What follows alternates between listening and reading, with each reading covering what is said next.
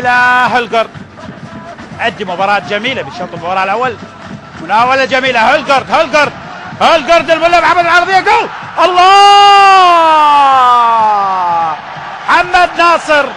محمد ناصر لاعب استقلال هوازن الإيراني يسجل على عبيد الطويلة، لكن 3/4 الهدف لهولجرد، وفرحة الجمهور العراقي بهذا الهدف. جول للعراق عن طريق محمد ناصر.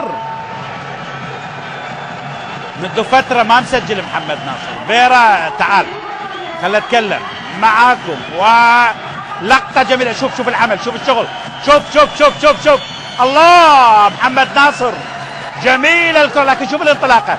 والله هذا هوار هذا مو هولجرد. جميل الكرة، وبالتالي على يسار الطويلة، لا الطويلة ولا القصيرة، وبالتالي في الشباك الإماراتي. حلوة الخميس أمامية للكرة. مباراة شاهدنا بالشوط الأول كانت مثيرة وندية، وعبد السلام ومحمد عمر، وهدف التعادل، هدف التعديل عن طريق محمد. شوف لا وجود للتسلل في هذه الكرة.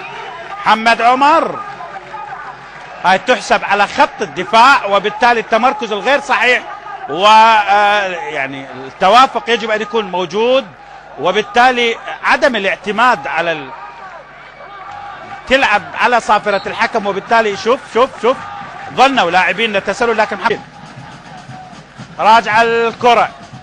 قصي محمد خميس، هجمة للمنتخب الإماراتي، والهدف الثاني للمنتخب الإماراتي.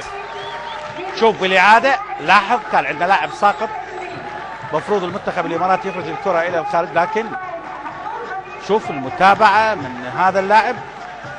تسديدة من عبد السلام، لاحظ مدافعين 3، وبالتالي يأتي محمد خميس ويسجل بهذه الطريقة. نور كان ممكن يمسك الكرة ما كانت بتلك القوة، يعني حتى لو نشاهد عبد السلام لعبها بشكل. هولجرد على التنفيذ، تلعب الكرة عالية، وهدف التعديل، هدف التعادل عن طريق رحيمة علي حسين رحيمة. جول للعراق وفرحة الجمهور العراقي. حلوة يا علي. 2-2 علي حسين رحيمة بضربة رأس، وبالتالي في مرمى عبيد الطويلة. حلوة للمنتخب العراقي على الرغم من ودية المباراة. تعادل أفضل من الخسارة، بالتالي ضربة رأس جميلة.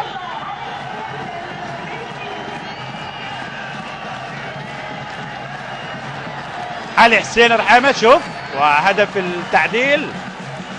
2-2 لحد الآن، وفي الدقيقة 6.